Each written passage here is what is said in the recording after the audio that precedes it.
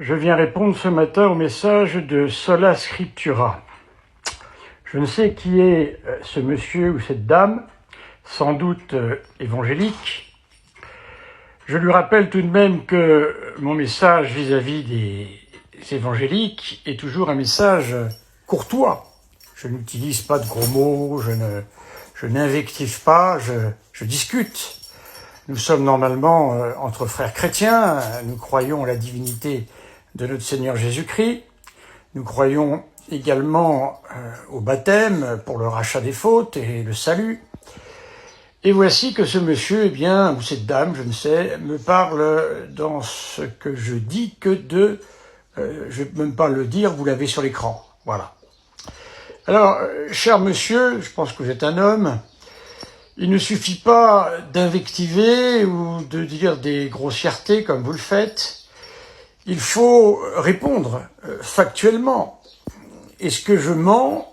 Est-ce que je dis des bêtises lorsque je dis que le canon des Écritures a été fixé en 382 avec l'empereur qui a fait un décret, Damas, et évidemment des évêques qui se sont penchés très sérieusement sur cette question de séparer les écritures dites inspirées des apocryphes, qui sont en très grand nombre. Je crois qu'il y en a plus d'1 millier, il faudrait se renseigner là-dessus.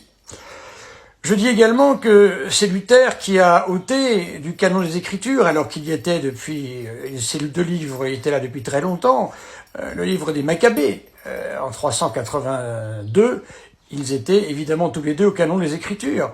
Pourquoi Luther a-t-il fait enlever ces deux livres? Eh bien parce que ces deux livres le gênaient, bien sûr. C'est dans le livre des Maccabées, on voit qu'il y a une quête qui est faite pour des suffrages pour les morts. Alors évidemment, ça ne collait pas avec sa doctrine, bien sûr.